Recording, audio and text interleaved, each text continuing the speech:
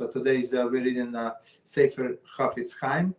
Big topic, the same Lashon Hara, laws of derogatory speech, and today's topic is your people. So who are your people? Okay, go ahead, please.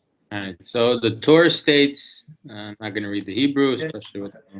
Do not go as a gossip monger among your people. From Vayikra 19:16, from the word be'amoch or be'amach, among your people, our sages derive that it is forbidden to speak Lashon Hara about a Jew only when he is one who acts in the way of your people. So meaning, let's stop here and discuss. Go ahead. Right.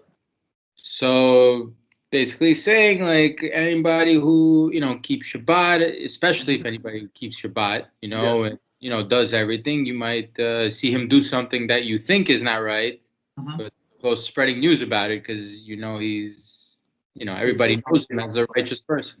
Exactly. So he's among your people. Right. Whoa, what's going on? I don't know who did something. I don't know what happened. Where are we? I don't know. Has been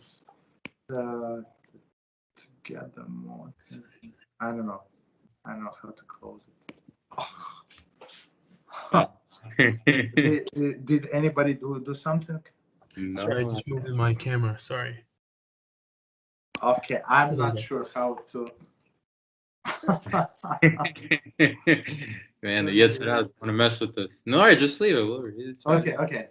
Leave it like that. Okay, no problem. The Yetzirah for anybody who's gonna watch it. This is the jump. Okay, no problem. So Ethan, are you with us? So when it says amecha, so it says your brothers. So you should not do this or that to your brothers. It means clearly what? It means clearly they will be your brother in Torah and mitzvahs. Right. So if he's not, basically, it's not like some people like these modern people, so that they got very like aggravated or what I mean. He's not. He's the Jew is the Jew is the Jew is the Jew. It's not true. I mean, he excluded himself from the Judaism. I mean, I'm trying to bring him closer. He does not want.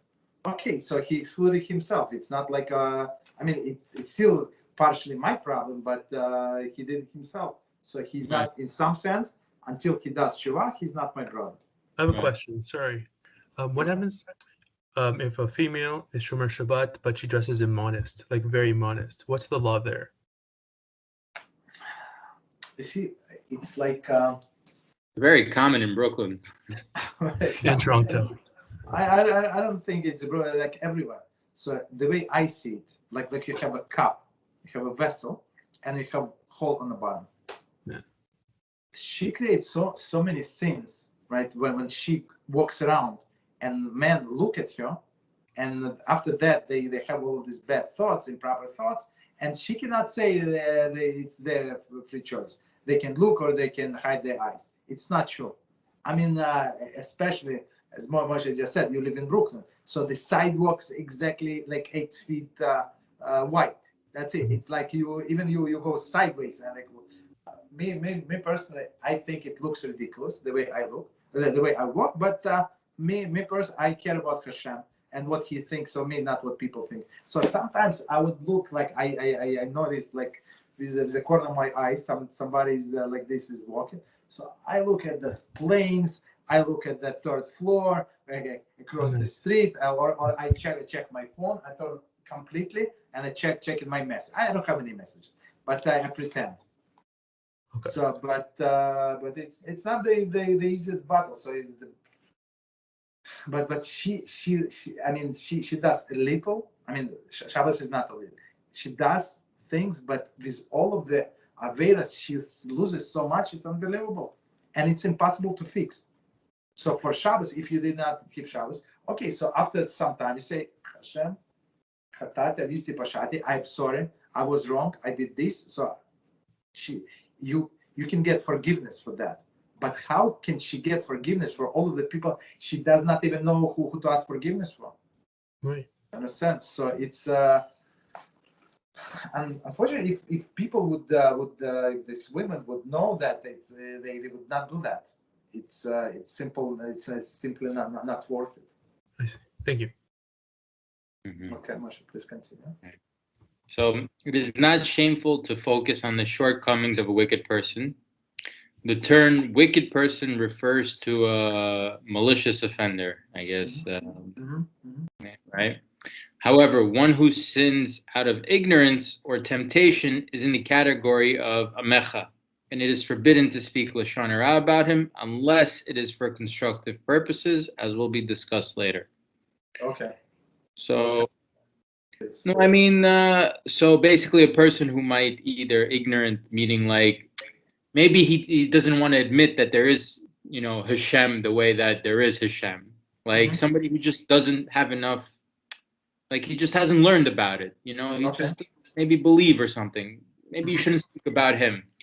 But somebody who does it purposely knows that Hashem exists, like an Asaph, like knows the truth. Just whatever, I don't care. I learned everything I learned in Gemara, it still doesn't take.